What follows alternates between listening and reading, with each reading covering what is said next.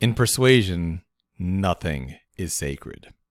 There is no belief that is so popular, that's so long-standing, so sacred, that it cannot be attacked in persuasion world. There is no viewpoint that's so unusual, so strange, or so unexpected that you can't fight for it in persuasion world. Persuasion world is not about being nice. It's not about being safe. It's not about anything like that. It's about understanding that changing people's viewpoint of view of reality is a total free-for-all. Anything goes here. Simple example. For most of human history, for most of Western history, your biological sex also determined your gender. And then over the last decades, people have challenged even that.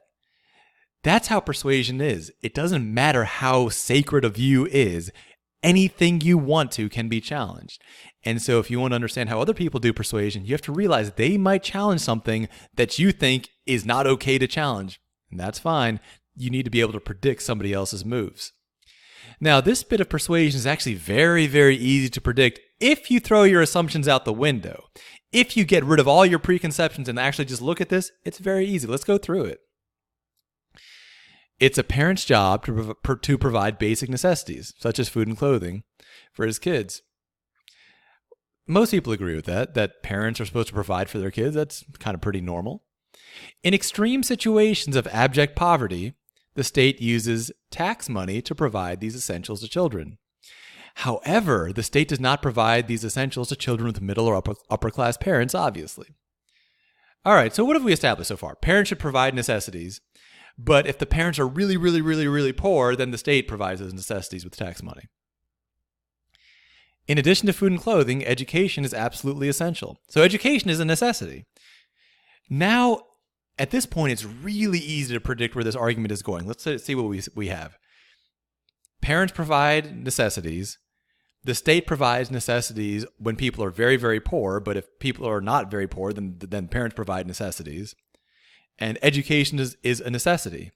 So if you put that all together, the argument's going to be simple. Here's where it's going to go. The author, in this case me, is going to argue that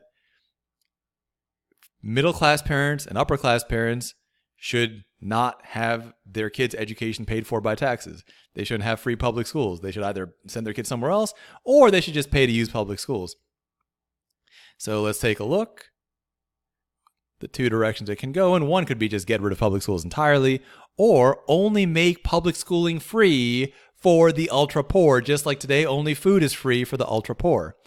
Now, if you predicted the direction of this persuasion correctly, good job. Most people don't, and it's not because it's hard to do. You can see it's actually really easy to do, but it's going to go against your conception. Now, whether you're looking at the SAT, LSAT, GRE, GMAT, or some other kind of standardized test or some other source of persuasion, you have to expect the persuasion to take things in a direction you don't expect.